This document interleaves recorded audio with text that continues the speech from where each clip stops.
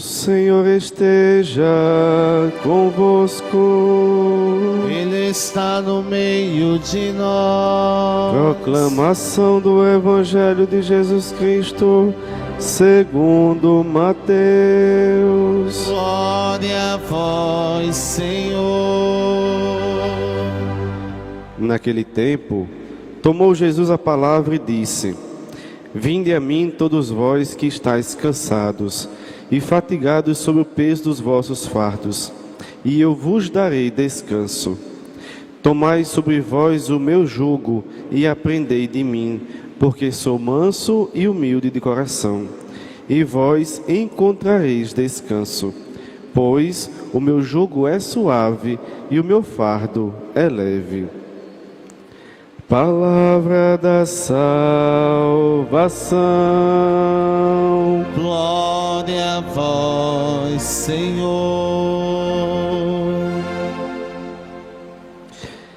Meus irmãos e minhas irmãs, é mais um dia que o Senhor nos reserva, um evangelho curto, mas uma missão muito comprida, mas também muito bonita, se assim o fizermos. Porque já tem uns dias que eu venho repetindo isso, e repetirei até o dia que nosso Senhor me mostrar que eu não preciso mais falar. Nós cristãos estamos esquecendo de ser cristão. Nós estamos esquecendo de cumprir o básico. E olhe que não precisa de estudos, não precisa de grandes leituras, é o básico da vida. Hoje, nosso Senhor vem nos falar do básico da vida. Veja, são mais ou menos uns 10 versículos, mas veja, olha o que nosso Senhor diz: Vinde a mim, vós que estáis cansado, que eu vos aliviarei. Não é difícil ver um irmão entrar na igreja, ou na nossa pastoral, ou na nossa casa, que é onde começa a nossa missão, ou na nossa vizinhança, ver que tem um irmão, uma irmã que está abatido, ou que está passando por uma dificuldade, ou que está passando por uma situação que não tem, assim, de primeiro um olhar de saída. Mas o que a gente faz? Piora mais ainda o fardo que o irmão carrega. Eu sempre trago na memória algumas pessoas que realmente carregam um fardo em suas costas, e que muitas vezes a gente, quando encontra eles, piora mais ainda. Quem são? Os drogados, alcoólatras, pessoas em situação de rua, pessoas em situação de prostituição, irmãos LGBTQIA+, casais que estão em segunda união, presidiários, enfim, pessoas que vivem já com fardo em suas costas, ou por sua própria culpa, ou porque alguma coisa aconteceu e acabaram se enveredando por esses caminhos. Quando a gente encontra um irmão como esse, a gente primeiramente vem com a pedra na mão, começa a machucar a pessoa mais ainda com palavras. Ah, tá assim porque quer. Ah, tá assim por causa disso. Ah, tá assim. Aí eu pergunto, aonde foi que nosso Senhor falou isso? Ele não falou: venha a mim quem está cansado, que eu vos darei mais trabalho. Não. Eu vos darei descanso. É o básico da vida. Às vezes chega um irmão angustiado na igreja, ou nas pastorais, ou que vem visitar nossa casa e diz: olha, meu irmão, minha irmã, estou passando por uma crise de ansiedade, ou angustiada, eu acho que eu estou em depressão. Qual é a primeira coisa que a gente faz? É falta de Deus na tua vida. Olha. Segundo, minha irmã, isso deve ser demônio na tua casa. Terceiro, deve ser algum trabalho que fizeram para você. Aí eu lhe pergunto: que cristãos somos nós? Jogando mais peso nas costas do outro. O irmão já vem todo capenga, cheio de coisas nas costas para carregar. Às vezes é a família que é complicada, às vezes a pessoa não é aceita na sua essência, às vezes a pessoa está passando por uma tribulação grande, aí eu venho jogar mais 3 pesos nas costas dele. Ah, que é o demônio, ah, que é falta de Deus, ah, que é um trabalho que fez para você. Nosso Senhor disse que é para dar descanso. Quando nós encontrarmos alguém assim, se não tiver uma coisa positiva para sair da boca, fecha a boca e abre os abraços. Quando não souber o que falar, fecha a boca e abre os braços e abrace. Um abraço em silêncio fala muito mais do que uma boca cheia de tramela, que só piora. Às vezes o irmão vem na igreja buscar uma resposta, quando chega aqui, os irmãos vão piorar mais ainda a situação. Quando encontrar um irmão em ansiedade, angústia, um irmão que quer vencer as drogas, o álcool, enfim, um irmão que sofre preconceito por quem é, chama ele à parte, vem até o Santíssimo e diz: olha, está ali ó, a resposta de tudo, está ali ó, a resolução para todos os nossos problemas, está ali aquele que pode nos acolher. Se não souber o que dizer, leve a quem pode, que é Jesus Cristo. Veja, nosso Senhor diz: tomai sobre vós o meu jugo e aprendei de mim, porque sou manso e humilde de coração. Já a gente tem um coração perverso e maldoso.